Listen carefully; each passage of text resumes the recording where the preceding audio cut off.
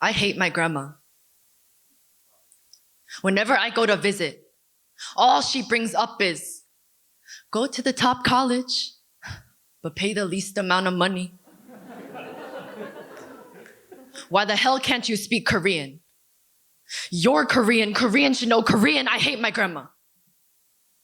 As we sit at the dining table, the only sounds you can hear are the chewing and popping of our jaws. No words can explain the lack of words there are. We strain our necks not being able to communicate. So to compensate for the empty conversations, I begin to pick up the pace in my consumption. My consumption of my bibimbap is far ahead of my tongue that tries to consume Korean. My tongue that rejects every taste, every syllable, every intonation. At the end of the day, I can't digest my food nor my language. I hate my grandma.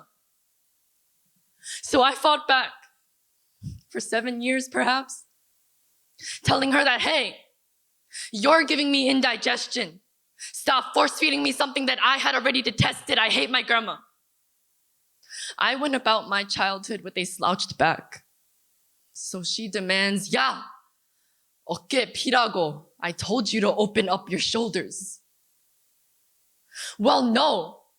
You are the reason for my stooped confidence. If it wasn't for you, I would be here smiling, laughing, trying to enjoy my existence as this byproduct of cultural integration. But because of you, I'm having this identity crisis. I hate my grandma. Keep me away from those straight A's and no B's because I want to be who you don't want me to be. You see, I see my future through a camera lens while you see it through a microscope. This makes no sense. I hate my grandma. I hate you so much. Selfish for me to say, but one thing I don't hate about my grandma is her food.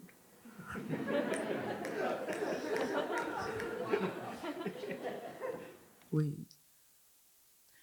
You know those leftover grains of rice on the bottom of the bowl?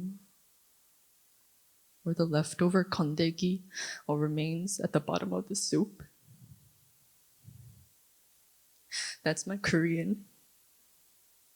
I left it behind, but my grandma insists and urges me to finish. She wants me to be full on everything that I have been given and worries that I am still hungry and tells me to keep eating. And when I do finish all my food until the bowl is wiped clean, my grandma is proud of me, tells me good job, and feels much more than just satisfactory. She feels that her work is done to provide me with plenty, something she did not have growing up. Education was something out of her control. She couldn't cross that bridge unless she paid the toll. So in the end, school was just too far away and out of reach. Had to stop at the 5th grade all so suddenly. Since then, she has longed for an education. Every single bit. Oh shit.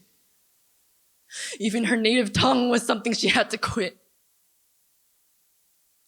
She wasn't allowed to speak Korean, even though Korea was the country she lived in. She wasn't allowed to speak Korean. She couldn't speak Korean. She couldn't speak Korean. Korean was... You see? This is the divide. We do not see eye to eye or coincide with each other. This is the generation gap. We are lost in translation, both through English and Korean, and the messages in her words which are hidden.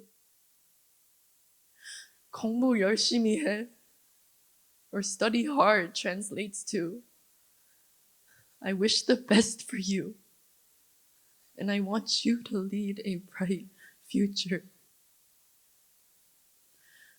한국말 좀 해, or speak some Korean, translates to, I want to become closer to you and share more conversations together. What I thought to be nagging turned out to be caring. My grandma wants me to speak Korean so I can talk with her. As simple as that.